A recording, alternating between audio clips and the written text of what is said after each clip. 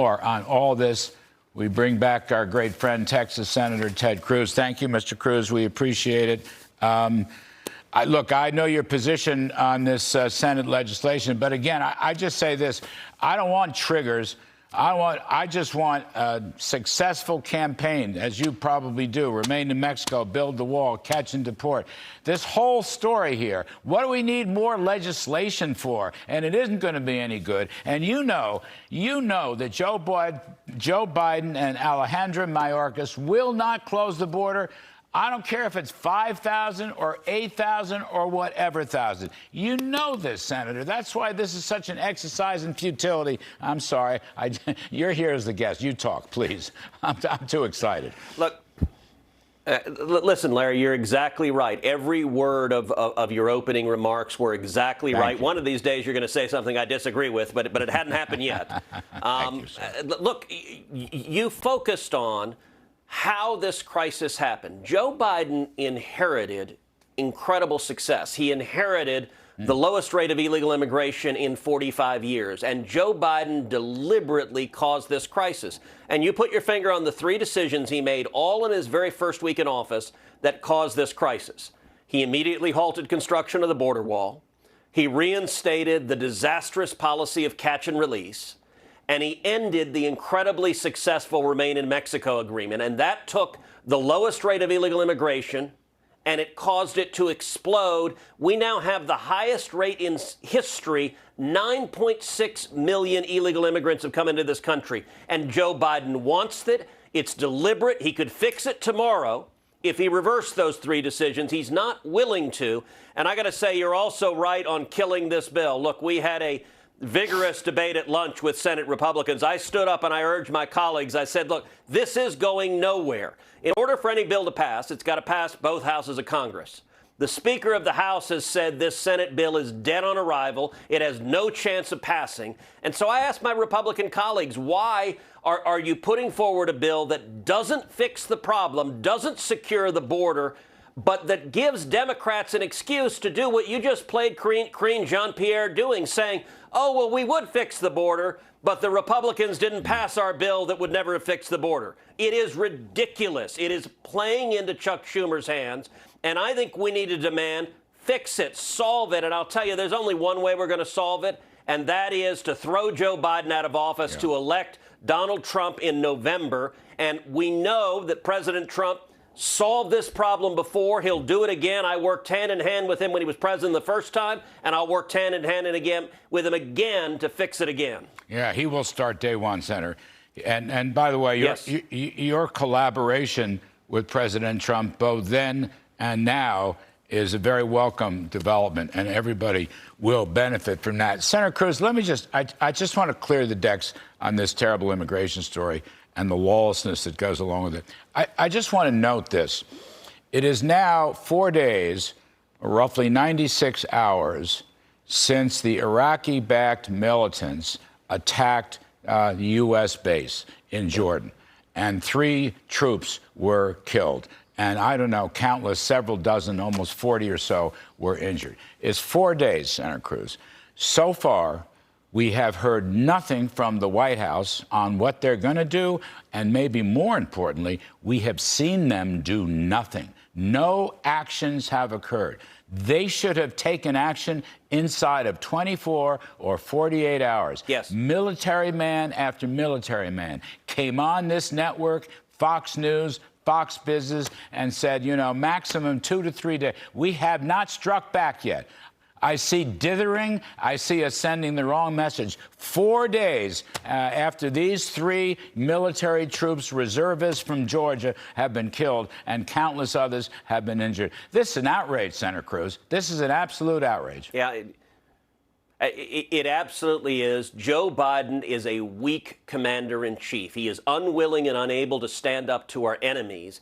And the result is every serviceman and a woman in America defending America is at greater risk. We've seen servicemen and women killed, whether the 3 that were killed by Iranian proxies or whether the 13 who were killed in Afghanistan with Biden's disastrous withdrawal and surrender there. We've seen Joe Biden's weakness. And to be clear, Iran has launched 170 attacks on U.S. forces with Joe Biden as president, and Biden has dithered and done nothing. Not only that, he's not just dithered and done nothing.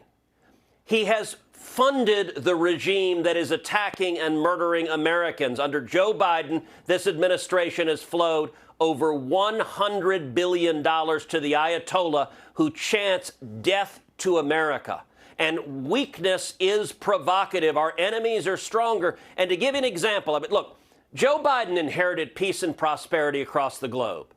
Every region of the world is worse. Every enemy of America is stronger, and America is at greater risk. And to give you an example of that, so Iran is stronger, China is stronger, North Korea is stronger, Venezuela is stronger, Putin is stronger in Russia. And just last week, what did Joe Biden do?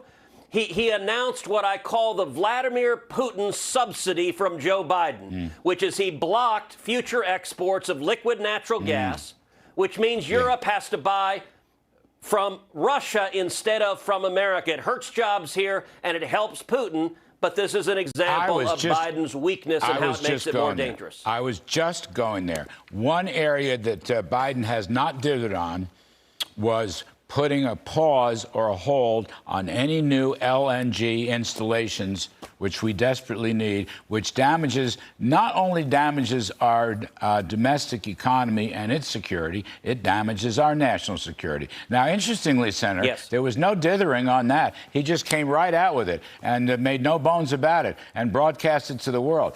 Not what we're going to do to the Iranian-backed militants or to Iran, not what we're going to do to close the border, but, oh, gee whiz, golly, the most important thing, let's stop LNG, which is such a boon to our economy, to our jobs, to lower energy prices, and to our national security. So, as you say, we can stop backing Russia and Iran on those things. It's just remarkable to me how mistaken their priorities were. Last one. You were in the hearing today, I believe, Zuckerberg, Meta. He apologized and so forth. What do you make of that? Is anything going to change?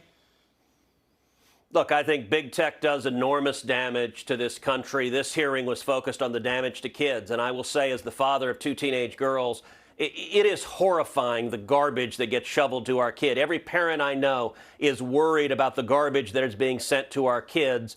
And you know, I asked Mark Zuckerberg, I put up, for example, a screen that they had come up on Instagram that said, you are searching for child pornography. Would you like to proceed to the results or not? And I asked him, what in the hell are you doing encouraging, facilitating pedophiles and people that are seeking out child pornography? And big tech, unfortunately, they keep making the decision to put profits above the welfare of our kids. I think we need to do a lot more to protect our kids online. Well, I agree with you, and somehow there have to be guardrails here. I don't want to destroy our tech companies, because I'd rather we still had these American tech companies and that they're not Chinese. Yeah, I agree. But the other thing I just want to ask you about, this is a vexing problem. We just have a minute. We took this up in the Trump administration, what to do about TikTok, you know, and ByteDance in China's communist-run company.